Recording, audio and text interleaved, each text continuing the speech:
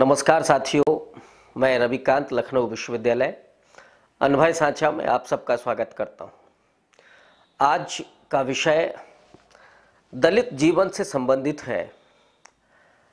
पिछले 4 से 5 सालों में दलित उत्पीड़न की घटनाओं में जो तेजी आई है उसके क्या कारण है, उस पर हम चर्चा करेंगे। उसके ब्यौरों में थोड़ा जाएंगे और ये समझने का प्रयास करेंगे कि हिंदुस्तान की उस संवैधानिक लोकतंत्र की व्यवस्था में क्या ये दलित उत्पीड़न समाप्त होगा और कैसे होगा। साथियों, आज़ादी के दरमियान जब भारत में लोकतंत्र की बात हो रही थी, जब संविधान के निर्माण की बात हो रही थी, तो उस पूरी प्रक्रिया में राजनीतिक आज़ादी के साथ साथ सामाजिक आज़ादी और आर्थिक आज़ादी पर भी जोर दिया जा रहा था। और ये भी माना गया कि 15 अगस्त 1947 की उस अर्धरात्रि को देश में राजनीतिक आज़ादी तो मिल गई, लेकिन सामाजिक और आर्थिक आज़ादी के प्रश्न अनुत्तरित रह गए। और बाबा साहब ने उस समय संविधान सभा में ये कहा था कि आज हम ऐसे मोड़ पर खड़े हैं कि जहां एक व्यक्ति का एक वोट तय हो रहा है, एक व्यक्ति का एक मूल्य तय हो रहा है, लेकिन सामाजिक और आर्थिक रूप से समानता स्थापित करने में अभी और वक्त की ज़रूरत है। और ये लोकतंत्र और ये संविधान तभी सफल होगा जब हम इस उद्देश्य में सफल होंगे। लेकिन आज़ादी के 70 साल के बाद हम जहां खड़े हैं, पीछे मुड़कर अगर देखें तो पिछले 4 से 5 वर्ष जो भारतीय जनता पार्टी नीति सरकार के रहे हैं, उसमें अचानक दलित उत्पीड़न की घटनाओं में वृद्धि आई है। ये एनसीआरबी के आंकड़े हैं, सरकारी आंकड़े हैं, जो ये बताते हैं कि 150% दलितों पर अत्याचार और उनकी उत्पीड़न की घटनाएं बढ़ी हैं। ये बड़ा भयावह है। जब देश की लोकतांत्रिक प्रक्रिया में दलित समाज के उत्पीड़न की घटनाओं को कम होना चाहिए था, बेहतर होता कि वो घटनाएं खत्म होती और विशेष अधिकारों के तहत, विशेष अवसरों के तहत उन्हें मुख्य धारा में शामिल किया जाता। लेकिन दुर्भाग्य से ये जो हिंदुत्व की राजनीति है, उस हिंदुत्व की राजनीति ने दलित को एक ऐसे दोराहे पर लाकर के खड़ा कर दिया है कि जहां पर एक तरफ बाबा साहब के मूल्य उसके सामने हैं और दूसरी तरफ एक ऐसी हिंदुत्व की राजनीति है जो देश में सांप्रदायिकता के आधार पर विभाजन करना चाहती है। ये जो दलित है, इस दलित शब्द को लेकर के ही बाबा साहब अंबेडकर को याद कीजिए। उस समय ये शब्द मजबूती का प्रतीक बना था, ये बल का प्रतीक बना था, प्रतिरोध का प्रतीक बना था। लेकिन आज हिंदुत्व की राजनीति उस शब्द के अर्थ को ही बदल देना चाहती है। और जो विचारक हैं संघ के, उन्होंने तो ये अपील की है, उनकी तमाम अवधारणाओं में ये निकल करके आया है कि दलित शब्द की जगह वंचित शब्द का प्रयोग किया जाए। और दुर्भाग्यपूर्ण तरीके से सुप्रीम कोर्ट की तरफ से भी ये सुनने में आया, जाने अनजाने सुप्रीम कोर्ट ने ये निर्णय दिया कि दलित शब्द को प्रतिबंधित कर दिया जाए। मुझे लगता है कि माननीय सर्वोच्च न्यायालय के ज़हन में ये बात नहीं रही होगी कि दलित शब्द एक शक्ति का प्रतीक है, एक प्रतिरोध का प्रतीक है। और लिहाजा ये जो सवाल आज के हैं, ये जो मुश्किलें आज की हैं, दलित समाज की हैं, वो अगर उसे उन शब्दों से ही बेदखल किया जाएगा तो निश्चित रूप से उसकी जो प्रतिरोधक क्षमता है उस पर असर पड़ेगा। जहाँ तक बात इन पिछले 4-5 साल की है, इन सालों में पहली बड़ी घटना होती है हैदराबाद विश्वविद्यालय में रोहित वेमुला की एक सांस्थानिक हत्या के द्वारा। ये जो हत्या थी, दरअसल पिछले 60-65 साल में जो लोकतांत्रिक मूल्यों का विस्तार हुआ, जो विश्वविद्यालयों के भीतर दलित और पिछड़े तबके के लोग पहुंचे, जो वहां पर दलित तबके से अध्यापक और विद्यार्थी निकल करके आते हैं, विश्वविद्यालयों का सामाजिक ताना बाना ऐसे लगता है कि जैसे बदलने लगता है। और उन ताकतों के लिए जो शिक्षा पर और नौकरियों पर अपना एकाधिकार समझते थे, अपना एकाधिकार मानते थे, उनके लिए थोड़ा मुश्किलें होने लगीं, क्योंकि अब रोहित वेमुला जैसा एक स्वप्नजीवी छात्र जो वैज्ञानिक बनने का सपना देखता है, वो पढ़ता ही नहीं है, वो एक सोशल एक्टिविस्ट भी है। वो पेरियार, अंबेडकर, फूले के सपनों का भारत का सपना देखता है। तो उस छात्र की, उस नौजवान की सांस्थानिक हत्या कर दी जाती है। और दुर्भाग्यपूर्ण तरीके से वो जब आत्महत्या करता है तो केंद्र की सरकार उसे विश्वविद्यालय से बेदखल करने पर उतारू होती है। और यही वजह है कि उसने हताशा में ये कदम उठाया। और उसके बाद निरंतर देखिए, ऊना की घटना होती है। ऊना उस राज्य में है जहां पिछले 20-25 साल से हिंदुत्व यानी भारतीय जनता पार्टी की निरंतर सरकार है। और भारतीय जनता पार्टी, संघ और विश्व हिंदू परिषद, इन तीनों ने मिलकर के जो दलितों और पिछड़ों में एक हिंदुत्व की विचारधारा को पोषित करने का काम किया था, उससे बिल्कुल अलग हट करके ये घटना दिखाई पड़ती है, जिसमें गाय की, मरी हुई गाय की खाल उतारने वाले उन दुखी दलित नौजवानों को पकड़ करके, उनको निर्वस्त्र करके उनकी पिटाई की जाती है। ये घटना इतनी हौलनाक घटना है, इतनी हृदय विदारक घटना है कि जहां उस दलित को ये लगता है कि शायद ये समाज और ये देश उसका नहीं है। इस घटना ने भी पूरे भारत में एक प्रतिरोध की लहर पैदा की, दलितों के भीतर ये सोचने का शऊर पैदा किया कि इस हिंदुत्व की राजनीति के तले क्या उसका अपना स्वप्न पूरा हो सकता है, क्या उसे सामाजिक न्याय, बराबरी और समता के मूल्य उसे मिल सकते हैं। इसके अलावा और जो दूसरी घटनाएं हैं, उत्तर प्रदेश की अगर बात करें तो उत्तर प्रदेश के तमाम ऐसे शहर हैं जहां किसी दलित दूल्हे को घोड़ी पर नहीं बैठने दिया जाता है, जहां किसी दलित नौजवान को मूछ रखने के कारण उसकी मूछें उखाड़ ली जाती हैं, उसे पेशाब पिलाई जाती है, कहीं दलित औरतों के साथ बलात्कार किए जाते हैं। ये घटनाएं दिखाती हैं कि इस हिंदुत्व की राजनीति के तले दलितों का न तो वर्तमान सुरक्षित है और न भविष्य सुरक्षित है। दोस्तों, जब भारत की राजनीति शुरू हुई थी, याद कीजिए जवाहरलाल नेहरू के उस प्रधानमंत्रित्व काल को, जब 1952 के पहले लोकसभा चुनाव में भाषण देने के लिए उतरते थे, चुनाव प्रचार के लिए उतरते थे, तो उनके पूरे भाषण में राष्ट्र निर्माण का एक सपना होता था, एक सवाल होता था कि हम कैसा भारत बनाना चाहते हैं।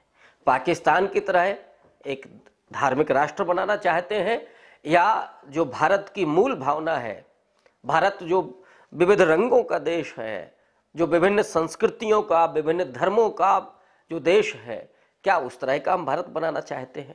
और इसी को लेकर के वो निरंतर 50 से 90 मिनट तक भाषण देते थे।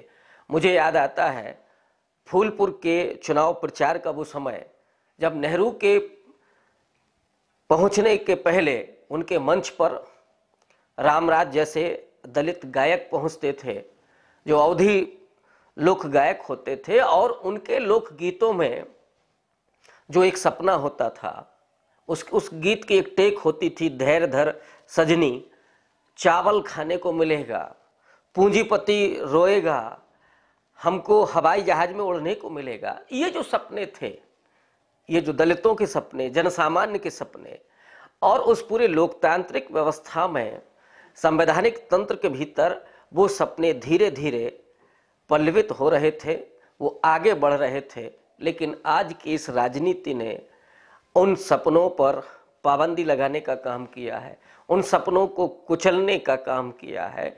और ये घटनाएं बताती हैं कि निरंतर हाशिए पर खड़े हुए समुदायों को धक्का दे करके उन्हें बाहर किया जा रहा है। अभी पिछले साल की जो घटनाएं हैं, उन घटनाओं में एक बड़ा मसला था SC/ST एक्ट को ख़त्म करने का। 1989 में राजीव गांधी की सरकार ने SC/ST एक्ट को लागू किया था, और ये लागू तब किया था, ये विचार करके लागू किया था कि संविधान में जो अनुच्छेद 17 है, जिसमें अस्पृश्यता का उन्मूलन किया गया है, संभवतः उस धारा के कारण भी अगर ये उत्पीड़न नहीं खत्म हो रहे हैं तो एक नए प्रावधान की ज़रूरत है।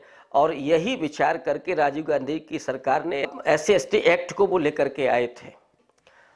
1989 से लेकर के एक लंबे समय तक इस एक्ट के तहत दलितों को बहुत सुरक्षा भी मिली, लेकिन बावजूद इसके ये कहा जा सकता है कि जो दलितों के भीतर जो आज़ादी मिलनी चाहिए उन्हें, जो उनके भीतर उनका सशक्तिकरण होना चाहिए, वो भी नहीं हो रहा था। लेकिन बावजूद इसके इस सरकार ने उस SC/ST एक्ट को अपने अटॉर्नी जनरल को सुप्रीम कोर्ट में भेज करके एक तरह से इतना कमज़ोर किया कि सुप्रीम कोर्ट ने उसके खिलाफ ऑर्डर पेश किया। लेकिन ध्यान देने वाली बात यह है कि 2 अप्रैल 2018 को पूरे भारत में दलित और खास करके नौजवान दलित इस एक्ट के उन्मूलन के विरोध में एकत्रित हुए। उन्होंने तमाम राज्यों में आंदोलन किए, और उस आंदोलन में बड़े दुर्भाग्यपूर्ण तरीके से ये कहना पड़ रहा है कि 10-12 हैं जो लिखित हैं, उन नौजवानों ने अपनी जानें खोई हैं। अभी भी तमाम नौजवान जेलों में बंद हैं। लेकिन उस आंदोलन का ये प्रभाव ज़रूर हुआ कि केंद्र सरकार को झुकना पड़ा, और वो फिर से बिल लेकर के आई और उस एक्ट को फिर से एक तरह से जीवित किया गया। लेकिन कहीं ना कहीं ये सरकार ये संदेश देने में सफल रही पूरे भारतीय समाज में कि जो SC/ST एक्ट है उसका दुरुपयोग हो रहा है। इसके लिए कहा जा सकता है कि जितनी भी IPC की धाराएं हैं उनके दुरुपयोग और सदुपयोग निरंतर होते रहे हैं। लेकिन अचानक जब ये पार्टी की सरकार सत्ता में है, तभी क्यों इसके दुरुपयोग का सवाल उठाया जा रहा है? और ये इसी का सवाल नहीं उठाया जा रहा है। हालात तो ये हैं कि ये जो धर्म की राजनीति करने वाली सत्ता है, इसके आते ही हिंदू धर्म भी खतरे में पड़ जाता है। और हिंदू धर्म के खतरे के बारे में जब ये बात करते हैं तो RSS की जो पूरी योजना है, उस योजना के तहत दलित और पिछड़ों को उनका हिंदूकरण करके उन्हें मुसलमानों के खिलाफ खड़ा किया जाता है। और यही दलित हैं जिन्हें सवर्णों के सेना के तौर पर खड़ा किया जाता है, उनके रक्षक के तौर पर खड़ा किया जाता है। और इस तरह की तमाम कहानियाँ गढ़ी गई हैं, तमाम ऐसे मिथक पैदा किए गए हैं, चाहे वो सोहेलदेव का मिथक हो, चाहे लखन पासी का मिथक हो, कि जिनके माध्यम से जो हिंदुत्व की राजनीति है वो सांस्कृतिक राष्ट्रवाद के तहत दलितों के अपने अधिकार सुनिश्चित नहीं करती, बल्कि होता ये है कि उन्हें एक ऐसे समुदाय के खिलाफ लड़ाने का प्रयास करती है जो कहीं ना कहीं एक लंबे समय से दोनों समुदाय साथ साथ रहते आए हैं। दलित और मुस्लिम समुदाय वर्षों से एक साथ रहते आए हैं, और उसका एक बड़ा कारण ये है कि जिस मध्यकाल के विचार को लेकर के ये संघ और ये हिंदूवादी राजनीति, हिंदुत्व की राजनीति दलितों के उत्पीड़न की कहानियां गढ़ती है, जो अस्पृश्यता है और जो दलितों की उत्पीड़न की घटनाएं हैं, उसका पूरा इतिहास वो मध्यकाल में गढ़ते हैं और ये कहते हैं कि मुसलमानों के आने के बाद दलितों को अस्पृश्य बनाया गया। लेकिन सच्चाई ये है कि पूरे भारत का इतिहास उठा करके हम देखते हैं तो मनुस्मृति जैसी आचार संहिताएं, साथ ही साथ गुप्त काल का जो इतिहास है वो इस बात की गवाही देता है कि भारत की जो वर्ण व्यवस्था है, वैदिक परंपरा और वैष्णव परंपरा की जो वर्ण व्यवस्था है, उसने शूद्रों को या आज के दलितों को हाशिए पर धकेला हुआ था और उन्हें केवल सेवा के भाव से, सेवा के काम से रखा हुआ था, उन्हें आर्थिक और सामाजिक रूप से पराधीन बनाया हुआ था। लेकिन वो तो आज की जो राजनीति है वो इस दलित समुदाय को मुसलमानों के खिलाफ खड़ा कर रही है ताकि हिंदुत्व की राजनीति आगे बढ़ सके और जो सावरकर का हिंदू राष्ट्र का सपना था, जो गोलवलकर का जो हिंदू राष्ट्र का सपना था, वो पूरा हो सके। और इस हिंदू राष्ट्र के सपने के भीतर वही वर्ण व्यवस्था की आचार संहिताएं लागू होंगी जो दलितों के लिए बेहद पीड़ाजनक हैं, बहुत पीड़ादायी हैं। तो ये जो बात मैं कह रहा हूँ कि इस तरह का डिस्कोर्स जो आरएसएस के द्वारा पैदा किया जा रहा है, उस डिस्कोर्स के तहत दलितों को दोयम दर्जे पर रख करके अपनी राजनीति को, बल्कि भारत के पूरे संसाधनों को अपने लिए इस्तेमाल करने की ये राजनीति है। दलितों को हाशिए पर खदेड़ने की ये राजनीति है। और ये राजनीति अभी हम लोग अगर देखें तो पिछले दिनों ही जिस तरह से 200 पॉइंट रोस्टर की जगह पर 13 पॉइंट रोस्टर को लागू किया गया, इस 13 पॉइंट रोस्टर के तहत विश्वविद्यालयों में, उच्च शिक्षा में खास करके जिसका असर पड़ने वाला है कि जहां पर अभी बमुश्किल 5% एससी और एसटी के प्राध्यापक हैं, वहां पर ठीक तरीके से अभी रिजर्वेशन का पूरा कोटा भी लागू नहीं हुआ है। वहां से उनको धकेल देने, उनको बेदखल करने की ये सोची समझी रणनीति है। तो ये जो रोस्टर सिस्टम लागू किया है सरकार ने, वो पूरे तरीके से इस पूरे समाज की व्यवस्था से और हाशिए के तबके में उस दलित समुदाय को तब्दील कर देना है।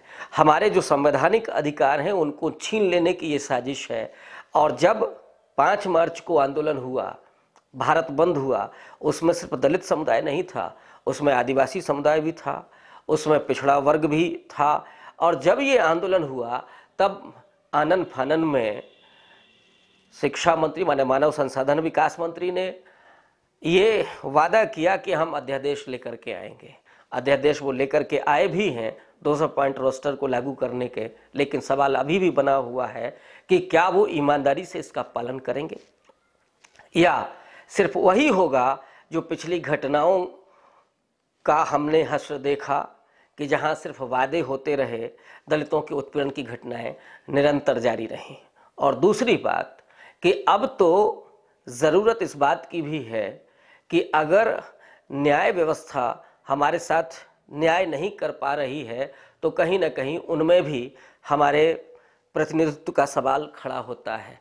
प्रतिनिधित्व की ज़रूरत हमें महसूस होती है, क्योंकि इलाहाबाद हाई कोर्ट के बाद माननीय सुप्रीम कोर्ट ने भी एक ऐसा फैसला दिया है कि जिस पर जो आरक्षित समुदाय है वो बहुत हतप्रभ है और बहुत पीड़ा से गुजर रहा है।